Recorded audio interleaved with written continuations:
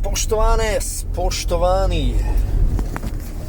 In če bi še naprej nadaljeval, bi me marsikdo zamenjal za Gorana Obreza, nogometnega komentatorja in pa urednika športnega časnika ekipe, alias mojega prejšnjega šefa, ampak ne, tukrat z vami Gregor iz Greg Sporta, bo to kar dovolj. Nekaj časa se nismo slišali, temu je razlog predvsem to, da Luka Dončić trenutno ne igra, da je poškodovan, sicer pa se nekaj drastičnega v Ligi NBA ne dogaja. Lahko smo veseli za vsakršno zmago ob odsotnosti Luke, krajši čas tudi ob odsotnosti Kyrie Irvinga. Nekaj slasti zmage smo navijači Dallasa celo uspeli dobiti, a žal malo več tiste grenkobe poraza, ki pa je v bistvu ob odsotnosti prvih mož Dallasa povsem nekaj normalnega. No?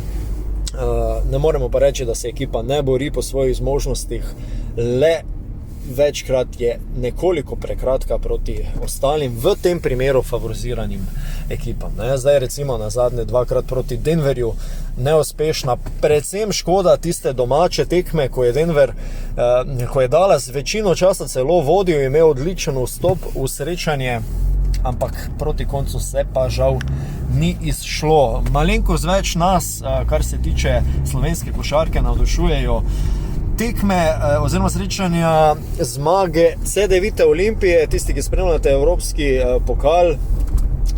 Celo na drugem mestu trenutno Olimpija, moja Olimpija, da tako rečem, ki jo spremljam že od najmlajših let, in tole mi je prav všeč videti. Želel bi si samo osebno, da se še malo več ljudi vrne v Stožice oziroma da jih bolj napolnijo. Če so vam podobne analize košarkarske všeč, če ste radi na tekočem o košarki nasploh, predvsem pa Luki Dončiću, Dallasu in v današnjem primeru Olimpiji, vas lepo povabim, da se naročite na moj kanal Greg Sport. Zdaj le zadnje novice iz Dallasa so sledeče. Luka Dončić naj bi se po poškodbi mečne mišice vrnil komaj da čez nekaj tednov, tole smo sicer pričakovali.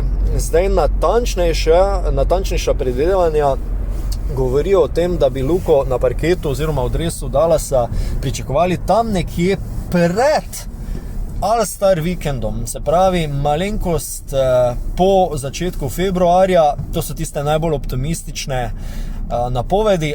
Zdajle ravno v tem trenutku že nekaj časa v bistvu poteka tudi glasovanje za tekmo All-Star, kar je v bistvu meni predvsem letos postala kar bedarija, da tako rečem, predvsem iz naslova, da košarkarji enostavno več nič ne dajo na to tekmo razen ene same zabave, kar jim v bistvu po eni strani ne morem zameriti, jih razumem, je pa potem to vsaj meni kot gledalcu, pa koliko prebiram ostale mišljenja oziroma koliko se z kolegi somišljeniki pogovarjam, tudi drugim več ni All-Star to, kaj je nekaj bil.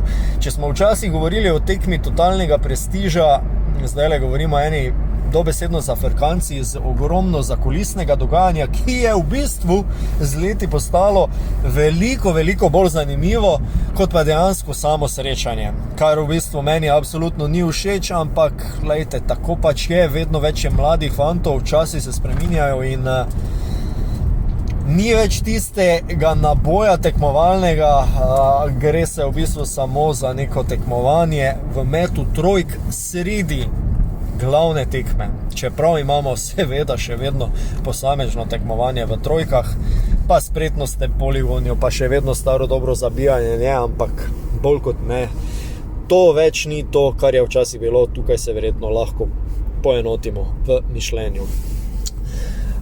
Želel sem povedati, torej sploh več ne dajem nekih glasov za Luko, za All-Starja, ker ne dobimo ne vem kaj od njega oziroma od ostalih.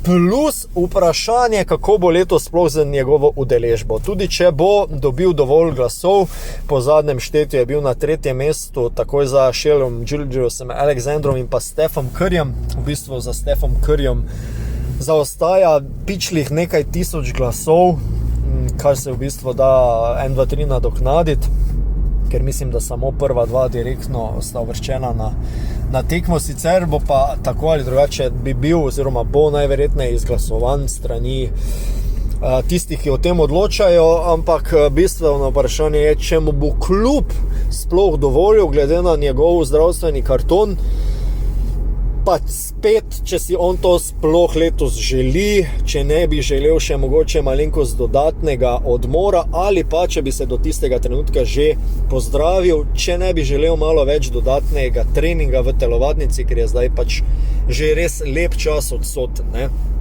Zdaj ena stvar, ki mene osebno kot navijača Dallasa mi nekako daje oziroma vrača optimizem, je to, da je Dallas podobne številke, kar se tiče razmerja zmag in porazov, dosegal tudi enako obdobje lansko leto, se pravi tam okoli sredine januarja tudi ni šlo najbolje, da tako rečem, oziroma če sem povsem natančen in če se ne motim, če pa se me popravite v komentarjih, je šlo Dallasu celo še na tem mestu nekoliko slabše. Pa vemo, kaj se je potem zgodilo, ko je Niko malo zarotiral postavo Dallasa in so pripeljali tako Gafforda kot PJ Washingtona in oddali Tima Hardawaya Juniorja. V glavnem, še je čas, da se zadeve popravijo. Me pa jasno, da ne skrbi, ker smo videli, kam seže Dallas v tej postavi. Še posebej, če je Luka zdrav, pa vemo, da lani ni bil, kar se tiče končnice, ne. Če bi pa letos uspel zdajle prvo regenerirati telo, drugo popolnoma pozdraviti poškodbe in se tekom nadaljevanja sezone spravil v kolikor tolikor zadovoljivo formo, kar je pri njemu roko na srce vedno težava, no potem bi se pa upal trditi, da so nasprotniki Dallasa v težavah. Ne. Ekipa je dodatno sezono dlje skupaj, izkušenejša je, liderja itak imamo v Dončiću, Kyrie odlično sledi, ko se pa še tukaj doda eden izmed centrov, vsaj eden, ali je to Gafford, ali je to Lively, in pa svoje dodata PJ Washington in pa Najee Marshall, da o Grimesu ne govorim, no potem pa mislim, da dobi ekipa veter v jadra in naj se raje nasprotniki umaknejo. Bomo pa videli, če sem lahko rekel za Dallas, da je izkušenejša ekipa za leto dni, ko so skupaj, to prav gotovo velja tudi za OKC, ki je letos zgleda še nevarnejši in bo ekipa, ki jo bo vsaka želela premagati, se pravi neka ekipa z tarčo na hrbtu, na drugi strani pa ne gre le za Boston, ampak gre tudi očitno za Cleveland, če govorim o tistih res glavnih kandidatih za nastop v velikem finalu iz vzhodne konference. No. Tukaj na tem mestu me v bistvu zanima tudi vaše mnenje, kako pa vi spremljate ta del sezone, kako vi zrete v oči sezoni Dallasa v tem trenutku, ali smo zdaj na neki točki, ko upamo, da bo tale kriza s poškodbami čim prej minila in da bo Dallas kar se da ohranil stik z najboljšimi, ali ni razloga za paniko, ali vendarle povejte, napišite spodaj, kako vi spremljate same zadeve. Zdaj, še ena spodbudna novica v bistvu prihaja iz Dallasa, lahko rečem, ampak gre za igralca Denver Nuggetsov, našega reprezentanta Vladka Čančarja. Zakaj prihaja novica iz Dallasa? Ker je pred srečanjem opravil v bistvu neke vrste lažji trening na igrišču Dallasa, se pravi malo pred tistim klasičnim glavnim ogrevanjem. Tako da malo brca, malo miga že je Vladko, kar je dober znak seveda za nas, za slovensko reprezentanco. Vemo, letos imamo evropsko prvenstvo poleti, kar spet lahko povežem tudi, da mogoče tale poškodba oziroma počitek Luke zdaj ni tako napačen, če smo malo sebični in gledamo Slovenci nase, ker vemo, da Luka, če kdo, potem ravno Luka rabi počitek, ne, in s tem ga bo nekaj dobil češ za poletje tudi, no. V glavnem za Čaneta pa itak, da vemo, da če je Čane zdrav in če je v optimalni formi, je verjetno naš drugi najboljši igralec na terenu, tako za Luko, ne.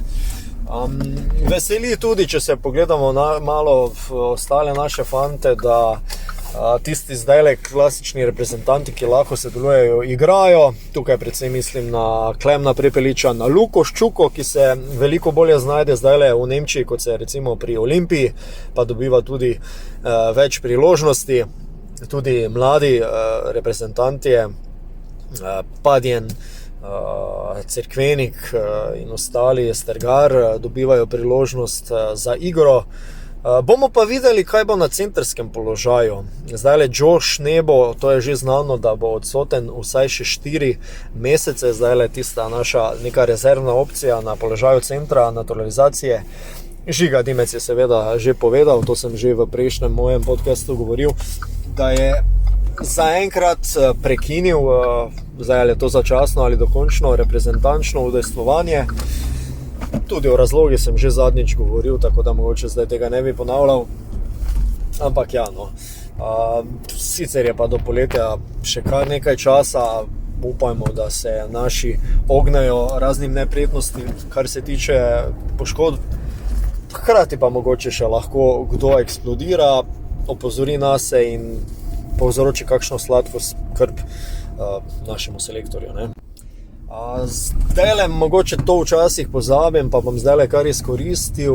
Če imate vi mogoče kakšno vprašanje, če vas zanima kakšno moje mnenje, no, kar vprašajte pod komentarji, pa z veseljem odgovorim. Tako, naj si bo dovolj za zdaj. Kot rečeno, če so vam podobne analize všeč oziroma bi radi bili obveščeni o novostih okoli Luke, tudi kakšnih highlightsih in tako naprej, vljudno povabljeni, da se na moj kanal Gregsport naročite. Do naslednjič pa vas prav lepo pozdravljam. Naredite si lep dan, večer ali jutro, kdajkoli to poslušate, in do naslednjič vas Gregor prav lepo pozdravljam. Srečno!